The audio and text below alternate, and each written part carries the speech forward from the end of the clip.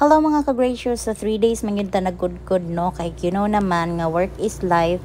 Bisan pag-asa ta mo adto, kinahanglan unahon gyud nato na atong trabaho kay bread and butter ba na namon no.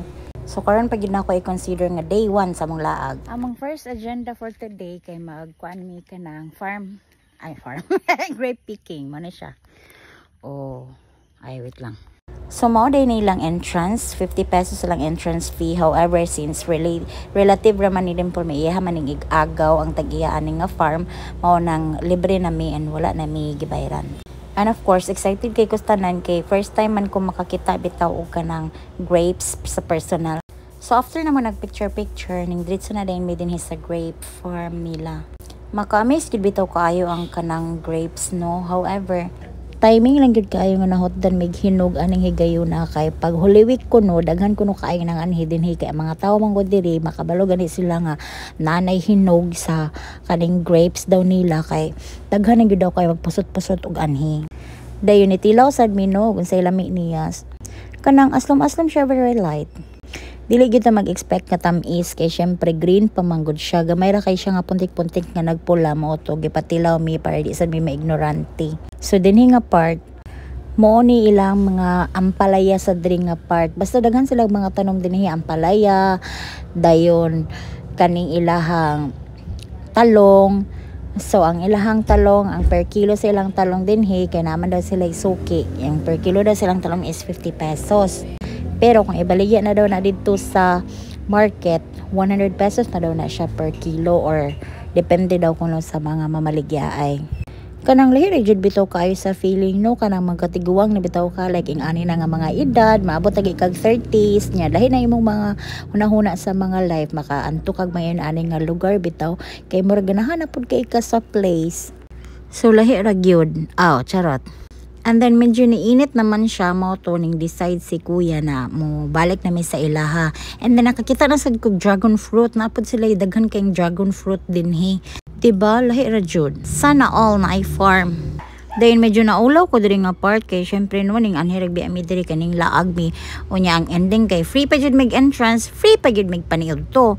First, gi-servan mi aning nami kaayo nga fruits. Dayon fresh from the farm gid na kaayo ang ilahang fruits. Lami jud kay siya like as in super lami. Tamis kaayo ang ilahang papaya din ang ilang dragon fruit sad as in yun super kalami.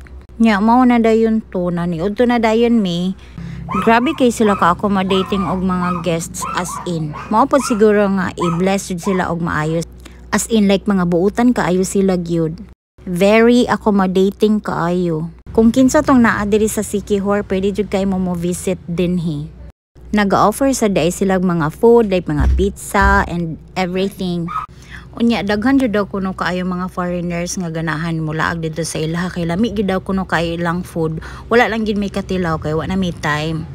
And ang hilasang mga like mga shakes, may ana gipatilaw man sad mi nila no, fresh from the farm sad siya, lami jud siya kaayo guys. Ang among natilawan is mango. Mango shake super lami. Dayon na di ko ipakita ninyo kani siya. Na-amaze ko kay mo din ni siya among gikaon kaganina. Mo ni siya nga klase ang gikaon namo kaganina. And then ako kay fruit lover man jud ko no. Dili jud mahimo nga dili na ko ni siya i-flex kay as in na-amaze jud kog ayo. Gitagaan sad mi nila og seedlings ani kay para maka tanom sad mi sa amua. And unsa pa yulaton, syempre, di na ta magduha-duhag tanom, asa pa ka mangitag libre nga seedlings, di ba? Mahal na bi kay ron. Dayon tan-awa guys, unsa ka peaceful dinhi. Wala jud kay madunggan nga naay mga away, mga ingon ana bitaw. Peaceful jud kay siya mo nang daghan kay mga foreigners nga kanang dinhi sila mamuyo tungod sa ka peaceful. Then tan-away mo nila mga seedlings ilang gipang buhat, ilapod ning ipamaligya. Daghan man gid pud mo palit og mga ingon ani dinhi kay kana mag-settle down na bitaw dinhi na sila sa bukid mamuyo. Nice jud siya, nice jud ang Siquijor. Kay peaceful kaayo. And then nag-ride na sad mi kay ang next stop na mo karon madumi sa kumbento and then sa Lazi Church. So tan-awa, nakabalik na sad ko dinhi and nice kay siya view dinhi. Very heritage ang ambience. Di naman ako first time dinhi no kay nakaanhin naman ko sa una pero ganahan na gyud gihapon ko magtan-aw sa place. And syempre magpaulahi ba dayon yung feeling vlogger nga ate, di ba dili? So hala, sige, aura diha ate. Suliton gyud. Suliton ang paglaag. Kay dugay-dugay na sad ta makabalik diri. Wow, sana all. And di po din siya magpaulahi guys. Oh, narapod siya. Kay nagpa-video gid pud siya. Charot. Pero mo na to siya guys. Dito ra tama na among laag for today's video. Ugma na pod. Buyers.